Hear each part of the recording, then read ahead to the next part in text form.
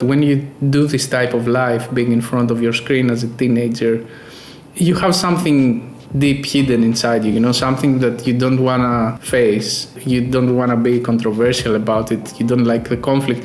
But there is always something else, besides having fun. It's probably something that you haven't expressed in a proper way, and you need to get it out of your system before moving forward. But it's definitely a process, and I'm sorry you're having these things from time to time. I know it's pretty hard.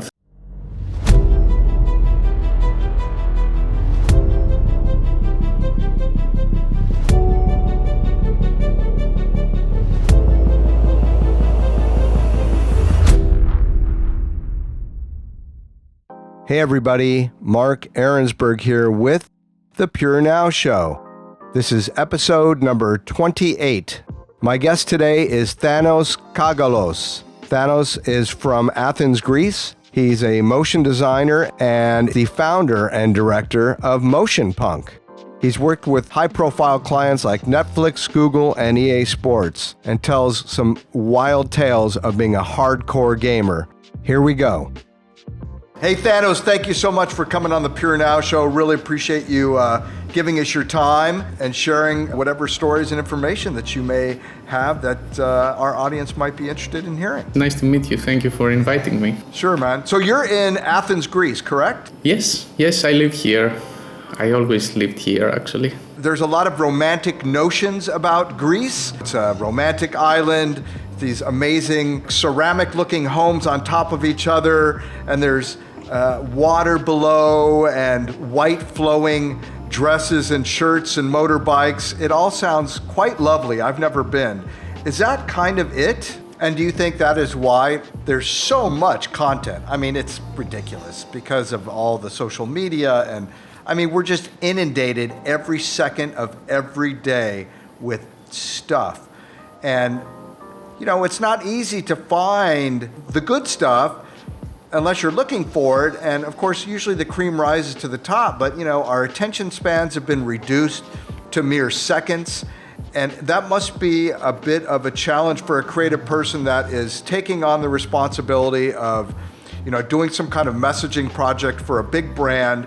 And they want it to be impactful. It needs to be beautiful. It needs to be functional. It needs to be effective, results driven. But all these factors to try and come across in 5 seconds is, it's almost impossible. So now the opposite of a nightmare job, give me an idea of an amazing opportunity that you had that turned out really great, you're super proud of. Again, you don't have to name names, but something that was the opposite, that you were working with people who knew what they were talking about, and you got to produce some of your best work. I always hate what I do. I don't like anything. I just want to move on and be better and be better. But let's suppose that there is some kind of best work, let's say. But not best work, I'd probably say best type of collaboration. And I will say name, I'm okay with that. When I started working with Man vs. Machine, because the guys are very, very professional, very respectful. You take your time, of course, very demanding. Yes, it's one of the pioneers in this industry, let's say. And I think all the studios in this caliber are very respectful to what you do. So they give you time, you take your time to do R&D. I mean, in the end, it always comes down to the client, right? It's not always, no matter how big your studio is, in the end, there is a client. It's not like you can do whatever you want. If you want to do that, you just go and do NFTs, be on your own and do your thing. But in terms of collaborating, it's been a great experience. We've worked back to back a few times since last year. And every project has been great. All the people are great, polite. Everyone is eager to help you. There isn't competition, not even in the healthy way. It's not like do what someone did and I do it better. No, it's full collaborative spirit. Producers are very kind, very respectful.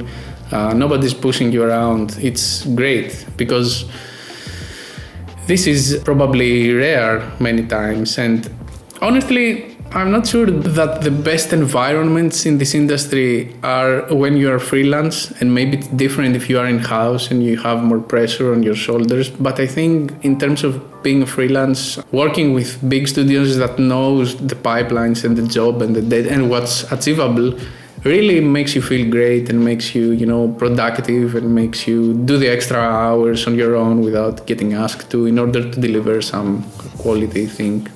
Well, let's talk about that. We want to know what maybe was that first spark, what was that inspiration that led you down this creative path of motion graphics and animation. What was maybe that quintessential thing, a movie you saw or some visual experience you had that inspired you and made you want to go in this line of work? Yeah, well, honestly, this was a bit random. It wasn't intentional to do motion graphics.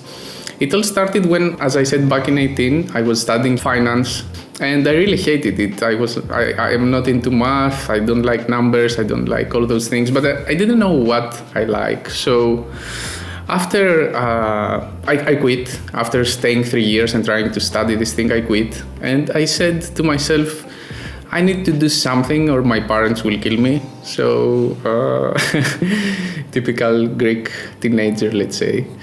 I tried to do graphic design at first. I thought it has a more broad scope of advertising, and I had a friend that had an advertising and a production company here at the time. And I started doing graphic design for 1 year.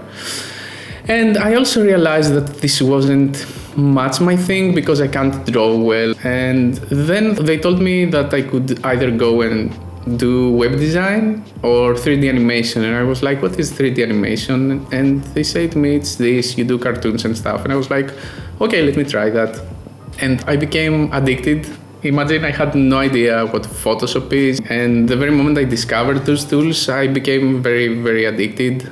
At the time, 3ds Max, this is how I started getting involved in 3D. I was doing it for, 15, 18 hours per day for 2-3 years. It was crazy, nice times, never stopped learning, And from there, this story goes back to 2005 or something, because I'm not that young as I look. I'm 42, actually. You look super young. Yeah. And after finishing 3D animation, here in Greece, the industry is not like grown or anything. So it was tough to find a job. The jobs were very rare here, and once you found one, it was very difficult because you had to be rigger, 3D character animator, modeler, all these things. Motion design didn't even exist as a thing back then. So I took a few years off. I was playing games and, partying and discovering the world again. At around, let's say, 31, I started taking my life more seriously and took on a job on an advertising company. And I started doing lots of After Effects there. So this is, let's say, my main introduction to motion design, moving typo around, managing lots of layers and small things and stuff. And there I realized that in this line of work, there isn't only characters. You can just play with shapes, you can have a cube and animate a cube and things. And this intrigued me very much. And one thing led to the other. And then I joined the studio. I went freelance for some time, and then I joined the studio, which helped me grow in that regard, helped me do lots of commercial type of work, getting hands-on with actual things in the industry. And from there onwards, I founded after that my own studio for a couple of years. And the last 2 years, I decided instead of being, a businessman, to go back and be again a designer and focus on my thing. Because I want to be hands-on with stuff. I don't like to manage people. I don't like the whole shebang of this thing, Well, you're kind of in both worlds because you're creating content that people are ODing on. It is the drug, which is content. And at the same time, you're a person and you have a life. How do you balance that out? What are you doing for yourself to ensure that you too are not a veg for the digital screen and that you're taking care of yourself? Well, not many things, honestly. I'm kind of obsessed from time to time with 3D and motion graphics and design. It's like my go-to thing every day. I don't remember a day since the last 7 years or so that I haven't opened my computer to do something, even for a little, even to get my laptop and stand on the bed and, open Cinema 4D and do a little animation or something. But lately, as you said, I realized that being a veggie is not a good thing. And I started going out again with friends, bars and things. Things that I've stopped doing for a long time, to be honest. I also travel. I was actually traveling before COVID, and now I'm trying to put this in my life again. So, for example, next week I'm going to Barcelona to OFF festival, although, again, job related, but probably it's a vacation thing.